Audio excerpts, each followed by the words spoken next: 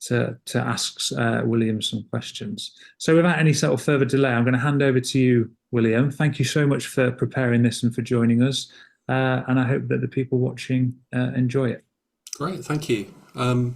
So sure, I'll make a start. I'm going to talk about a few different topics that hopefully will kind of join together and make some sort of sense as a whole. I'll start by talking about myself.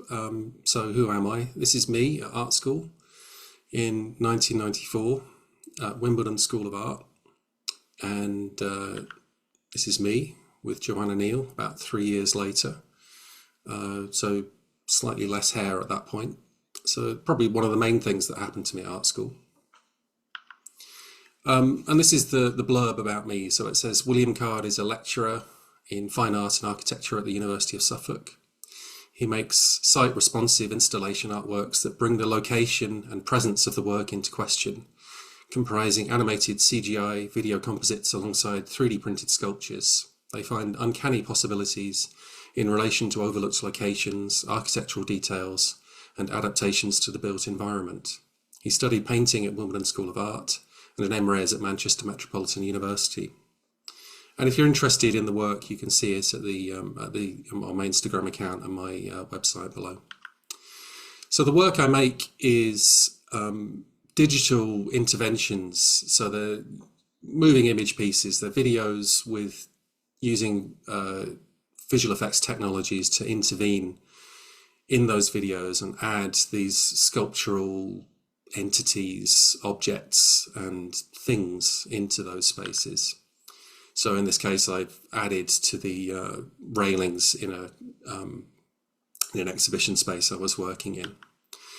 I've also been working with 3D printed sculptures that take their form from the objects that I digitally create to add into the videos. So you'll see things like this in the work where there's a video with a CGI object added to it.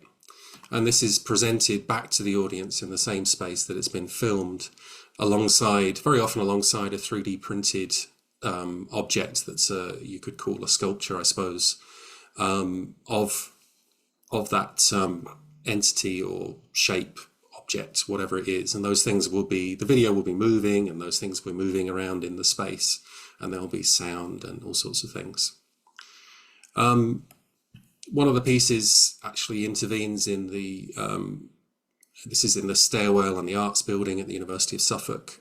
So you can actually see this, go and see this space and then perhaps watch the video and see that. So this one was developed from a 15th century purse that I became really interested in, and I duplicated, I modeled it in 3D based on photographs on the Met Museum website, animated it, and then added it into this scene here.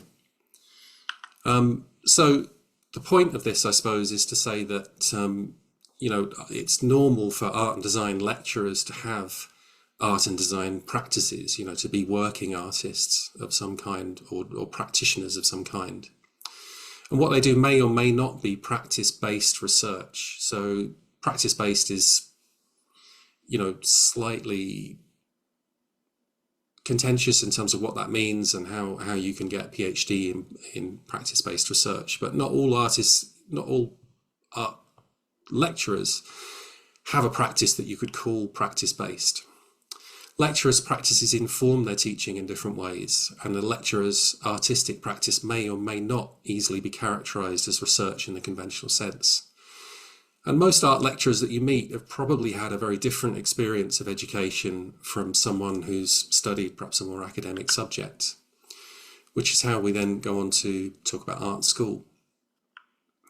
Here are some images of some art students. There's one of them is me at the entrance to Wimbledon School of Art around about 1995. And I suppose it's important to emphasize that Western art schools have a different history to universities. They kind of developed in parallel to the university. And the absorption of visual art training and education into the wider academic context is relatively recent. Artists were not trained at all in the medieval university system, which was separate and didn't cover visual arts as a subject. Up until the first European Art Academy, which was the Florentine Academy of Design in 1563, art was taught to apprentices in workshops by masters who were members of guilds. And early art academies, even when art academies were formed, they were still separate from the university. In Britain, in 1768, it was King George III who chartered the Royal Academy of Arts, which was Britain's first national art school. And here's an image of an early art academy. And I suppose you can see that this is pretty different from what you might expect to see in a classroom today. There would be study of anatomy and dissections. Students would be initially taught by copying. Originality was not really valued in the same way it is today. So copying from the masters and from classical examples from antiquity was valued much more highly than creating anything new. And students would learn to copy from statuary and etchings and drawings before they would ever draw or work from life. You can see here, this is from Joanna Neal's thesis, and an example of sort of trying to show how arts education developed historically. So you're kind of running through the master and apprentice model, the early academies, the later more formal academies, and then from the Bauhaus in the 20th century, you get something resembling more like what we would call an art school. So you can see the Royal Academy. These are two images of the Royal Academy. And the Royal Academy was there to give a royal status to artists in this country, to compete with the French academies, and to support the development of the what you might call the fine arts, or the highest form, the so-called highest forms of art in the country. Later on, design schools sprang up, and during the Industrial Revolution. The following is a quotation from Mohammed 2023. So the Government School of Design, now called the Royal College of Art, was founded in 1837, Manchester School of Design in 1838, Birmingham Government School of Design in 1843, Bournemouth Government School in 1880. And across the country, anywhere there was a notable local industry, art schools and technical colleges popped up. Unlike the Royal Academy, these institutions weren't concerned with the pursuit of academically beautiful images, history, portrait, genre, landscape, or even still life. They were there to train competent draftsmen who could draw a steady outline and produce designs for manufacture. When the Government School of Design, now the RCA, opened, it declared its special object as the training of art teachers, designers for fabrics and art workmen, for craftsmen, not painters of easel pictures. Across the 19th century, British manufacturers needed designs so they could export goods, so they could make seductive commodities, so they could make loads and loads of money in the booming luxury market. And art schools emerged across the country to build that workforce. So the point here is that these were more technical craft schools that sprang up subsequent to the establishment of the Royal Academy of Arts. Another really important development was the Bauhaus, which is a short-lived and incredibly influential German art school. There's a few images of teachers and students at the Bauhaus here, and here's some examples of work made by students and lecturers and practitioners at the Bauhaus in the early 20th century. So this was the establishment of early modernism and a completely new way of teaching art students how to be creative and how to be artists. And a lot of it boiled down to teaching them to really examine formal qualities and formal relationships. So really looking at things like line, colour, form, texture, what we might call the formal properties of art and design, and then to later to learn to apply those to a wide range of fields like industrial design, product design, architecture, fabric design, sculpture, painting, graphic design. And post-war art schools in the UK were really strongly influenced by the Bauhaus. These art schools all awarded a qualification called the National Diploma in Design, which was taught over 4 years. And these independent art schools were gradually absorbed, firstly into polytechnics, which then became later on universities in the UK. And it was only in 1972 that the first 3-year undergraduate degrees in fine art were awarded. I went to art school in the 1990s, and I'd say I experienced what was probably the tail end of traditional UK art education. So the degrees were non-modular. My whole degree grade was derived from my 3rd year, my final exhibition and my written dissertation. There was what would be seen as a scandalous lack of structure and formal assessment through the course. And there was a close and ongoing relationship with an assigned tutor throughout the course. So I had the same tutor for the full 3 years of the course. Art schools now are mainly absorbed into larger universities and larger conglomerations, such as the University of Arts London, which my art school Wimbledon is now part of. The remaining independent art schools, such as Leeds Arts University, do now have a modular structure and award degrees based on 3 years of assessment of 120 credits each. This means that the levels, assessment, feedback and moderation are much more consistent with other types of HE institution and academic course.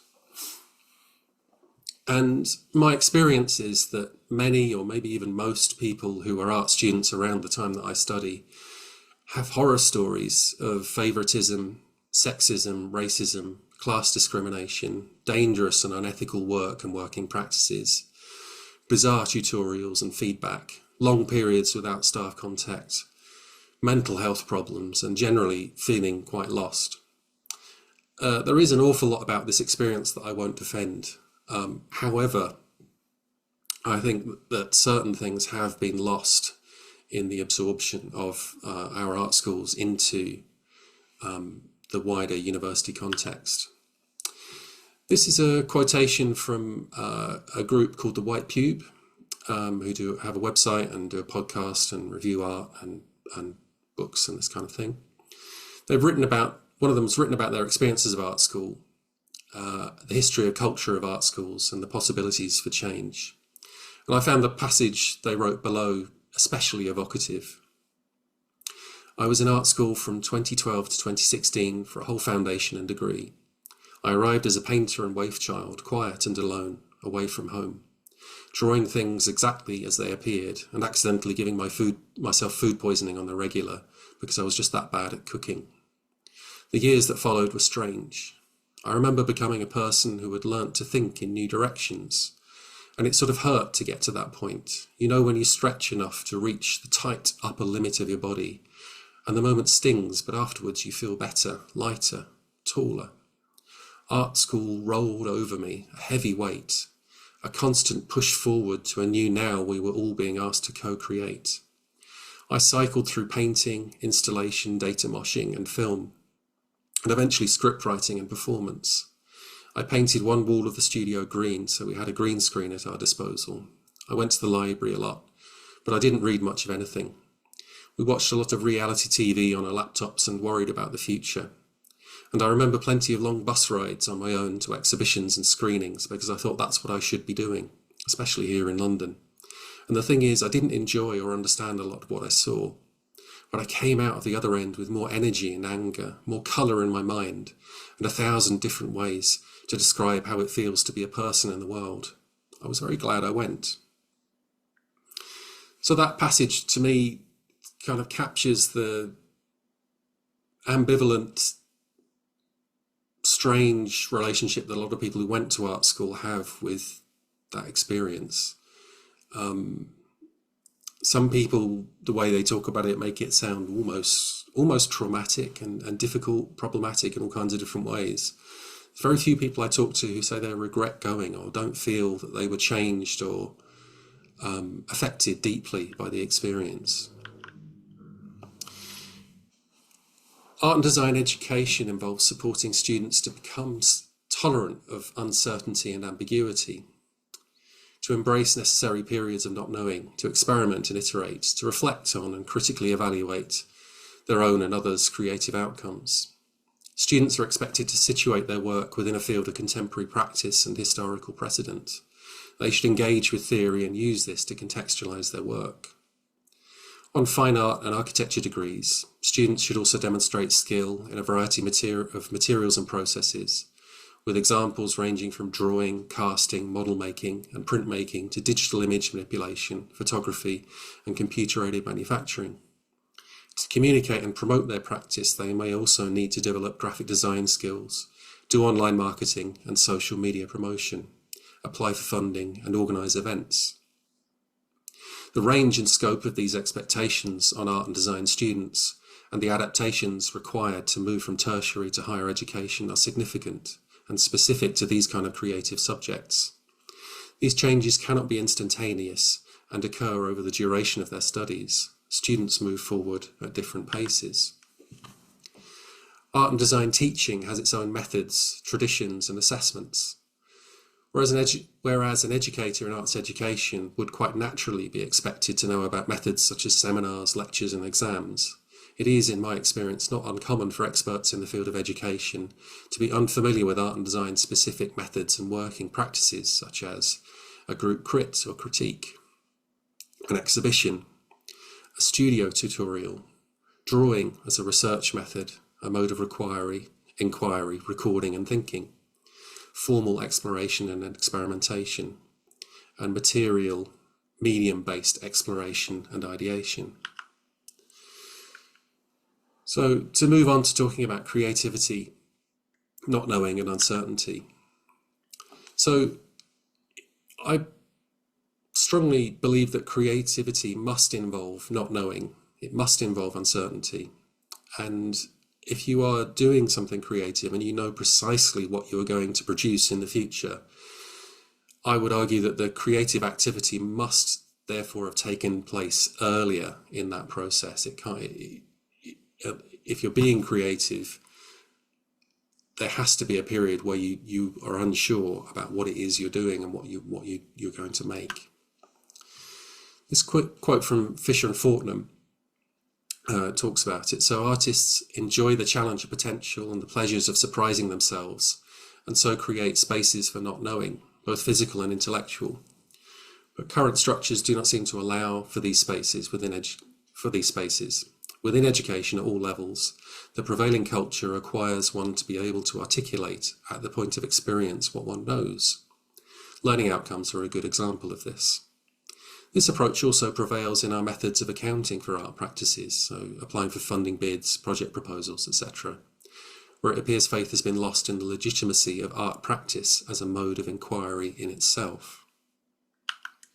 And these are quotations from 3 different artists. So there's Diffie, Ryan Gander, and Islam. So the first one, to create is to engage in undertakings the outcome of which cannot be known or defined or predicted, though there may be some presentiment of the outcome. If I make a work that is successful and I know how, then it's no longer challenging. It has to take you to a place that you don't know, somewhere that scares you. I don't ever use the word intuition, maybe because it seems like a rude word, in art at least, or at least in art school. Can you imagine art tutors saying to students, use your intuition, and then going off on a coffee break? However, sometimes you need to follow your instincts or inner rationale alongside the critical thinking, especially when you're trying to distill or capture something that hasn't yet been named or articulated. I have to admit that no matter how much I try to control my working practices, there's always that moment when pure improvisation, inspiration takes hold. Maybe that's intuition. So now I'm going to talk about the Wheel of Pain. So this is an example I found of a model of the creative process.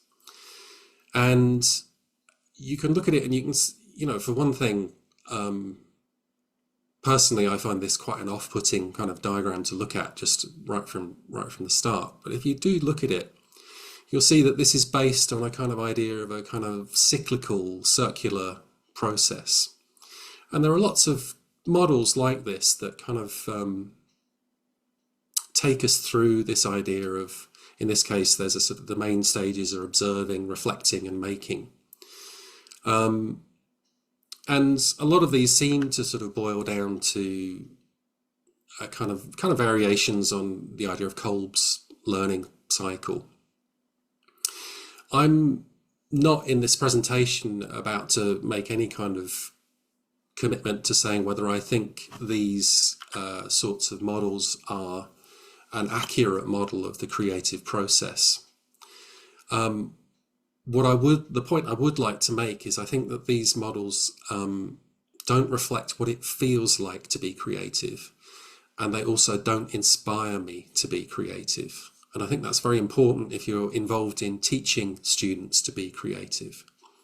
So I think these kind of models essentially give me a kind of mental picture, something like the Ouroboros, the snake or the creature that eats itself, that eats its own tail continuously and moves around essentially kind of pointlessly in a circle. And when I think about this, I kind of think about the model of creativity or creative learning that you could get from watching Conan the Barbarian.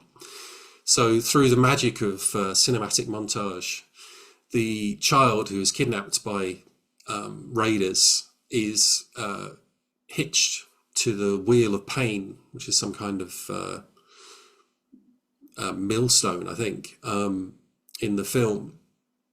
And there's a montage where he pushes the wheel around, and eventually all of the other captured slave children are dead, and the only one who's left is turns out to be Arnold Schwarzenegger. So the kind of model here is basically if you keep going around in circles for long enough, you'll turn into Arnold Schwarzenegger. And it's not something that reflects anything like what I feel or see about either being creative or learning to be creative or teaching people to be creative. So I'm going to talk about an idea I've had sort of thinking about creativity, and I want to emphasize that this isn't a complete model. It's not a high-level model of the creative process. It doesn't cover everything, and it certainly doesn't cover things like interpretation or that kind of stuff, but it's closer to something like a typology of creative actions or activities. And the way I came to this was thinking about certain creative software that I use, which have these things called nodes in them. The nodes are these small blocks here that can be wired up and connected together in order to do different things. In this instance, these nodes are creating a material for a 3D object. So at the top, you've got the color of the material. Underneath, you've got something else that controls which parts are shiny and which parts are matte. And underneath that, you've got a section that controls the bumpiness or the bumpiness of the material in different places. And these can be changed and wired up in different orders, and different outcomes can be produced. So the idea is that you're combining these very simple elements together in certain kind of sequences. And by doing so, you can create different creative outcomes. This is another example. In this case, the nodes are being connected together to make the three-dimensional shape that you see at the bottom right. So the nodes are doing things like cutting holes out of shapes, calculating angles, making circles on the surface, all of these different kinds of things. And again, they're connected up in different ways, and you can end up with a whole almost infinite variety of different end results by changing the sequence and the numbers that you're going to plug into this. So as an artist, this is about as close as I get to probably programming, I suppose. And I started to think about this in terms of creative activities. I was thinking about this idea of creative operators. This is my initial kind of notebook sketch I did of just thinking about different ones that we do in the context of, I was thinking mainly about fine arts here, but in other contexts too. So these operators, you can do them to images and ideas and concepts and words and all sorts of things. And if you have a different sort of input into the process, and then you do different things to it, you'll end up with a different creative outcome at the end of the process. I want to emphasize that this is not a completely novel idea by any means. So there's precedence for this kind of thing. This is excuse me. This is Brian Eno's original cards he made for his Oblique Strategies card set, and these were designed as interventions for musicians in the studio when they're producing music. And another example is an artist called Richard Serra, who created this verb list, very simple actions, and then sort of went ahead and tried to sort of create artworks doing just those actions. So you can see an example there on the right. So to lift, he's done that with this sheet of vulcanized rubber. And these are the ones that I came up with. These aren't exhaustive, they're just a sort of beginning of the idea, really. And that's one of the things I like about this, is that you could keep adding as many as you like to this kind of system of thinking about it. And, these can be combined together and applied in different ways to different kinds of things. So we've got a few examples. So I'm thinking here, we've got an artist called Tony Cragg, who's done quite a simple operation of ordering a bunch of scrap plastic materials that he's found, sort of almost like driftwood type plastic or that kind of thing, certainly kind of rubbish. And he's arranged them in color order, and he's ordered them. So, you can think about he's got the material and he's done something about ordering it. Another example that we might, is very often done by artists and cartoonists and designers. This is Robert Crumb, and he's anthropomorphized this cup. So he's taken an inanimate object and made it into something that has a kind of personality and a character. Again, this is something that's very often done. You can probably yourself think of lots of different examples of this. In art, Eugene Delacroix used, personified the word liberty, turned that into a person and depicted her leading the people in the glorious French Revolution. So this is another very common kind of operation that a creative might do. You can imagine gamifying things. So you can turn a game into a work of art, or you might turn a work of art into a kind of game that is played. So there's a couple of different examples here, and one of them is Yoko Ono's white chess set with a pure white board. This famous artwork, two of the key operations here is to divide and enclose something. And you can imagine if you didn't start off with, a cow and a calf at this point and did these two operations, divide and enclose, you can imagine that you would end up with something completely different to this given a different starting point.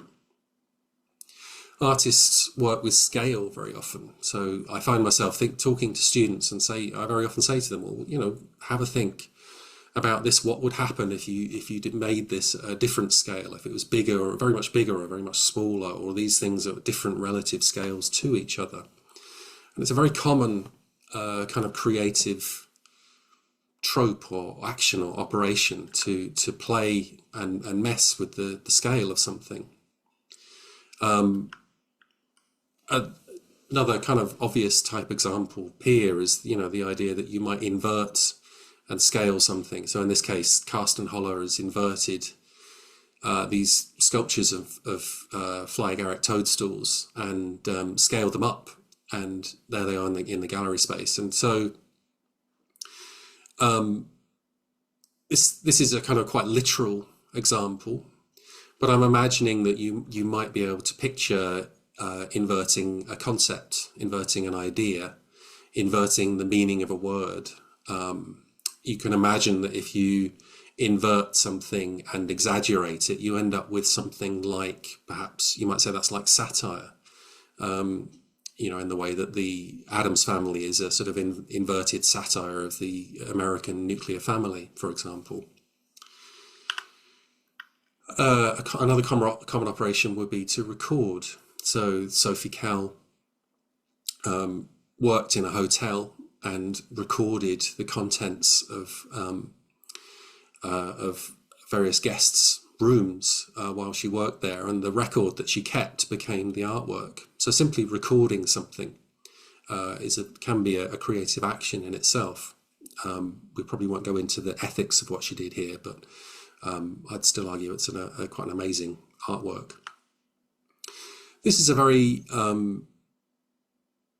common example that's given to students when we're talking about the development of the idea of abstraction. I've got issues with this kind of description of how abstraction arose and what abstraction is.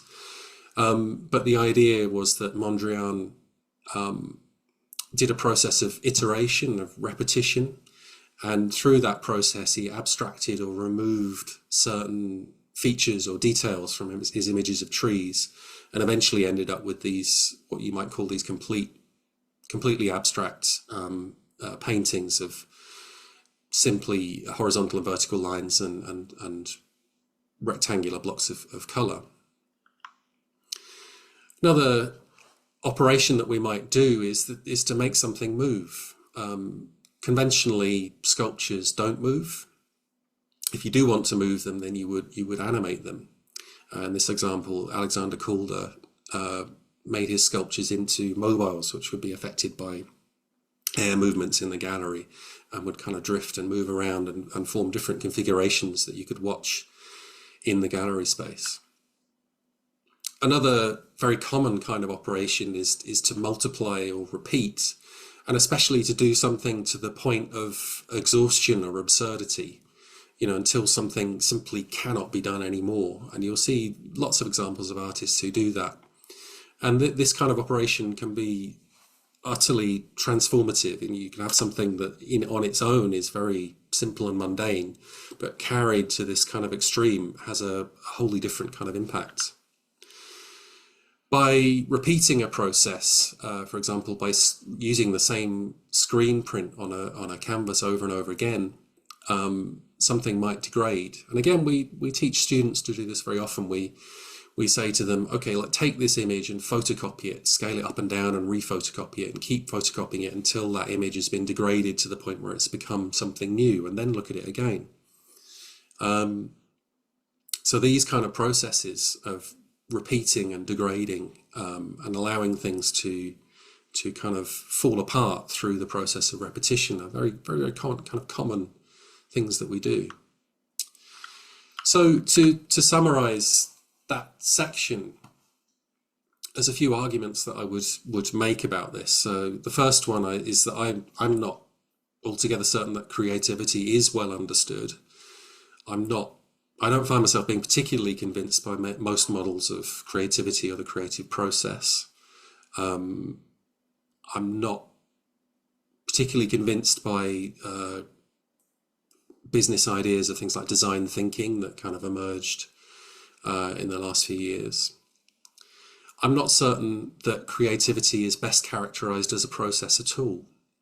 I kind of wonder whether it is a process, or certainly, does it make sense to talk about it as a process if our experience of being creative doesn't feel like a process?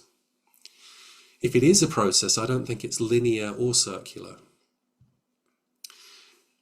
A point I would make is that creativity in visual arts involves crossing between different domains of activity and conceptual thinking. So you might cross between material, practical, technical, formal, aesthetic, conceptual and theoretical domains in the process of being creative and doing something creative.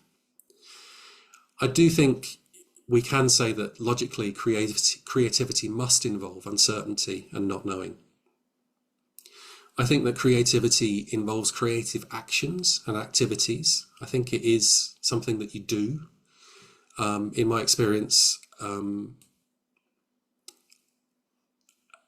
especially if we're talking about areas of practice that tend to involve making things and some kind of physical outcome. The outcomes of creative actions may not be known in advance. I tend to think they shouldn't be known in advance. I think if you know the outcomes in advance, there's a problem, and that creativity isn't really happening in the way that we hope it might be. It does seem to be possible to characterize various forms of creative action that often lead to novel and unexpected results, which I've just been showing in the previous slides. A lot of the teaching that we do in creative subjects seems to be creating situations where students apply particular creative actions or processes. As well as learning from this directly, we hope that they will later synthesize and apply them independently in their own practice. And in doing creative teaching, I tend to feel that a positive outcome is if we're teaching a group of students and they all arrive at very different outcomes given the same starting point. So I'm going to do an actual case study of a module that I teach, which is a level 4 fine art module called Concepts and Sites. It's a 40 credit level 4 module that runs after the winter break. In fact, I'm just about to start it. It requires students to apply prior learning from a module called Materials and Processes, where they use a variety of media, techniques and processes in short creative assignments. Concepts and Sites, on the other hand, requires a more independently researched, developed and conceptualized long-form project. This more conceptual approach requires students to identify an area of interest, to connect their work to contemporary practice and historical precedent, and to consider questions of curation and site specificity. It is a significant increase in expectation. It's crucial for progression to level 5, and I would argue that it's replete with something called threshold concepts. And this is a quote from Land et al. Threshold concepts are particular concepts that can be considered as akin to a portal, opening up new and previously inaccessible ways of thinking about something. A threshold concept represents a transformed way of understanding or interpreting or viewing something without which the learner cannot progress. As a consequence of comprehending a threshold concept, there may thus be a transformed internal view of subject matter, subject landscape, or even worldview, and the student can move on. One of the most significant threshold concepts that these students encounter on fine art is uncertainty. So it's uncertainty itself that is the threshold concept, in my opinion.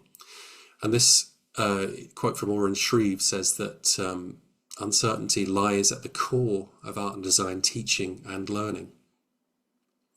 Uncertainty is present throughout a creative project, often expressed as questions from new students like, what will the final outcome be? And I'd like you to consider what kind of educational experience that student had if they are in a position where they would ask a question like that.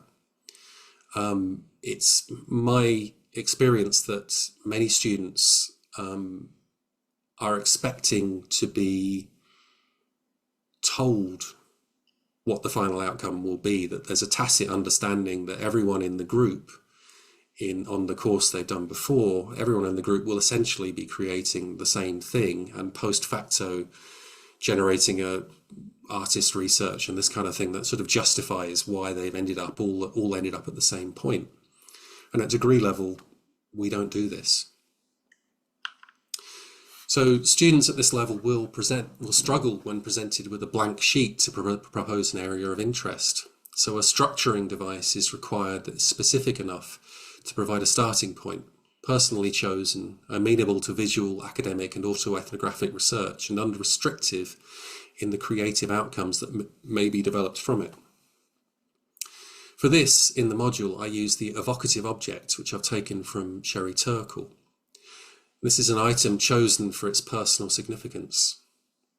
And I model what's expected of the students through a performance lecture that explores my own evocative object, a crocodile skin suitcase that belonged to my grandfather. In the lecture, students discover that my grandfather shot the crocodile in India and had it made into the suitcase. Inside the crocodile's guts were found bangles, probably belonging to a woman it had eaten. So it's I'd describe it as quite a grisly and macabre and strange object that I have a very kind of troubled relationship with. The lecture demonstrates ways of connecting visual, historical, art historical and qualitative autoethnographic research, relating these to examples of 20th century and contemporary art. It has creative and performative elements and draws from my creative practice as much as my pedagogic experience.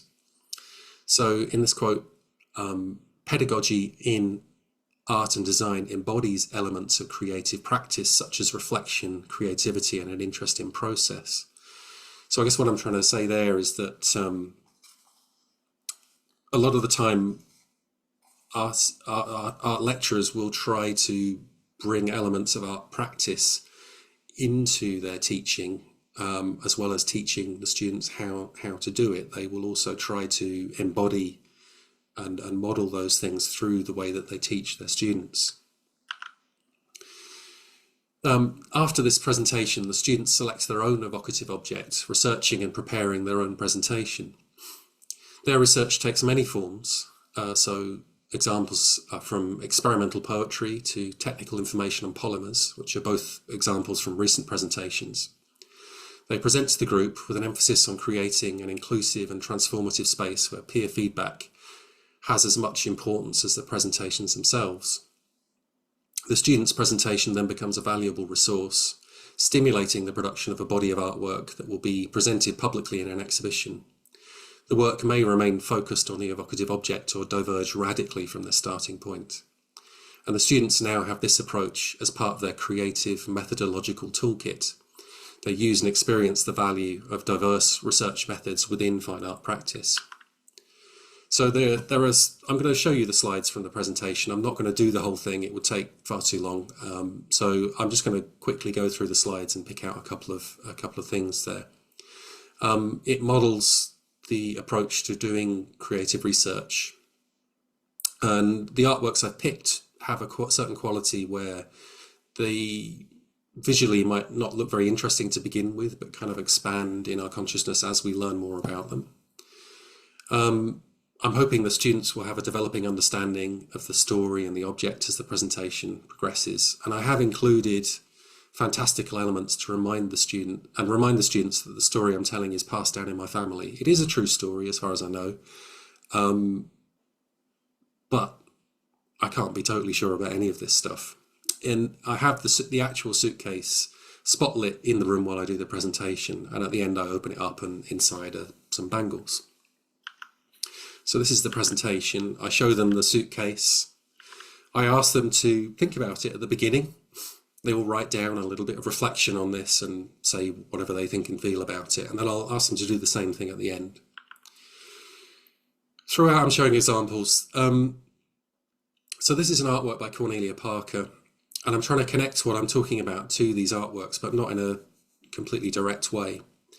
This one is called Pornographic Drawing, and it's actually made by, it's made from seized pornographic VHS cassettes that were seized by customs and excise because they were banned material, and the iron oxide from the tape was taken off, turned into ink and made into these drawings. So again, there's a kind of background and story behind it that might expand your interest and consciousness.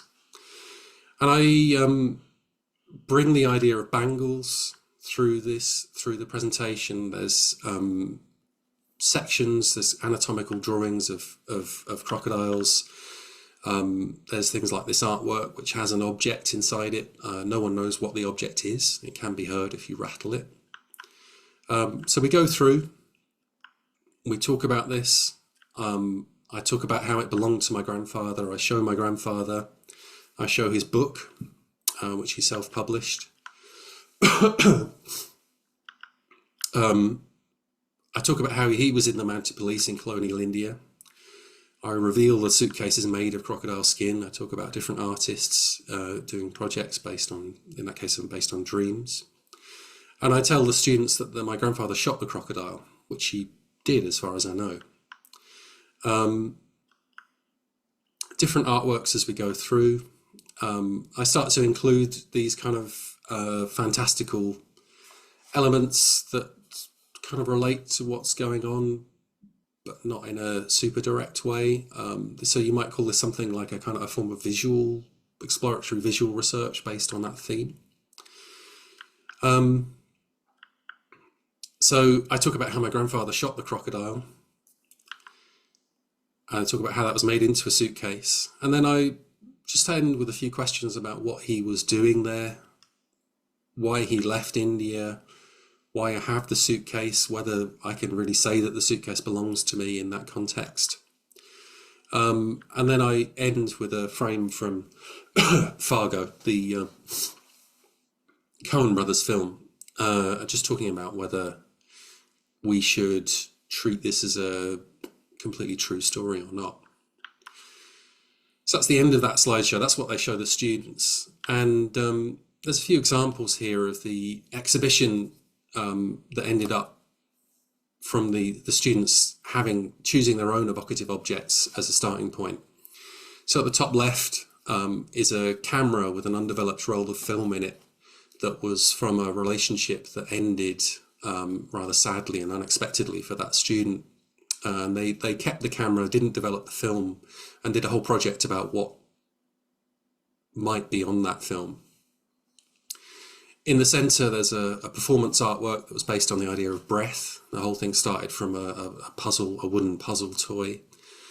At the bottom right, the student chose an antique book written by Winston Churchill called Painting as a Pastime, and the project developed from that. So there are lots of different starting points, all very personal and all leading to very different creative outcomes that are shown in an exhibition. And this module, this structure seems to work very, very well for these students, and it seems to reliably help them to produce a range of visual and creative research and then to develop an outcome from that. I finish, at the end of the module, I do actually finish with a presentation about threshold concepts, and I ask them a series of questions. So I introduce that idea of threshold concepts that I talked about earlier, and I ask them some questions that I think relate to threshold concepts that they might have encountered during the module, and we discuss that as a group. So I ask them, is an artwork about something in the same way you used to think it was? So what does it mean for an artwork to be about something? Do you think about your practice having a final outcome in the same way you used to? Excuse me. Does anyone know what the final outcome will be at the beginning of the process? Have you become more tolerant of uncertainty? Is the creative process a straight line, a circle, or something more complex and personal? Do you think there's a hierarchy of media? In terms of the author, is it all about your intentions, or where does the audience come into this process? So is it all about you? And what's the point of exhibition? Why do we do it? So to summarise some of the things I've been talking about here, art schools have a different history and tradition to universities. Art and design lecturers will likely have experienced these and may seek to apply them in teaching and assessment. I'd argue that some of these don't sit very easily within academic frameworks and may not be as well understood by other disciplines in the university. Art and design lecturers are usually artists and designers, and our students arrive in HE with a range of expectations, values, and preconceptions about visual arts, design, and creativity, many of which are not very helpful in terms of them being creative practitioners. Our level 4 teaching needs to provide a supportive framework for creative practice without being constrictive or overly directed. This framework is there to support the future development of independent creative practice. I find it more helpful to characterize creative actions and activities and to support students to understand, synthesize, and apply these than I find it to work with higher level models of the creative process. Creative research may use a range of methods, some artistic and others academic, to support the development of novel creative outcomes. And this is done not to evidence knowledge and understanding. The purpose of creative research is in order to be able to produce a creative outcome. And I have found this idea of threshold concepts useful in conceptualizing and structuring creative learning. And that is the end.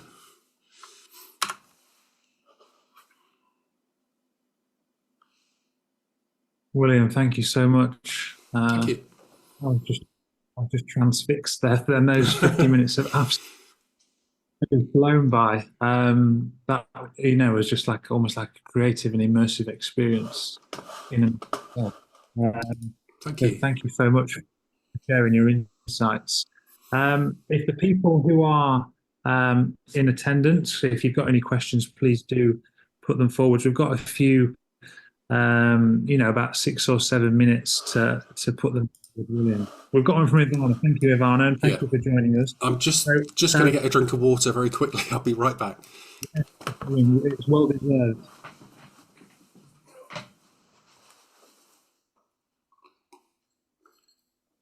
So Ivana asked, William, I'll let you put your headphones back on. So Ivana has asked, I think what we do in social sciences in teaching students about critical writing thinking, the model this for them is very similar, especially if they have to write on a topic of their choice. Similar fears of the unknown can appear. What are your thoughts about the similarities/differences?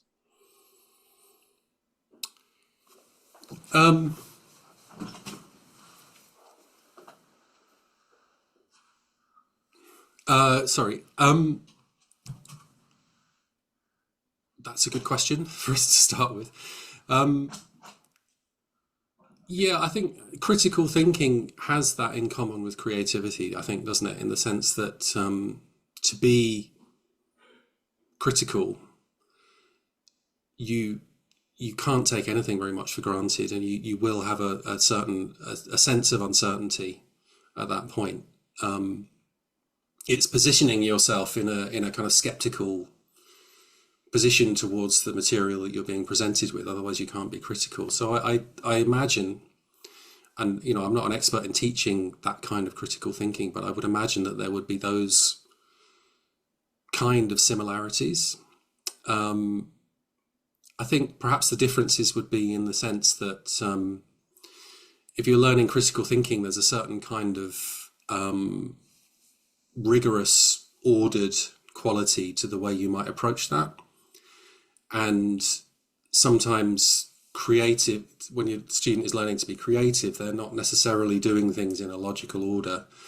It may not sort of make sense for them to do that. So I suppose that there's a sort of, I can see similarities. I think there would be certain important differences as well. But again, I wouldn't position myself as an expert on teaching critical thinking. So I'd be interested to discuss that further. Interesting. Thank you, Ivana. And if we go on to Marco's question, so thanks for that. Super interesting. Thank you, Marco. I'm quite fascinated by the taxonomy of actions as a conscious base for the mature, structured approach to creativity. Do you think that the taxonomy can represent for students a risk of overruling the creative process? Yeah, I mean, I'm not sure if hopefully I wasn't. A taxonomy would imply a kind of hierarchy, I think.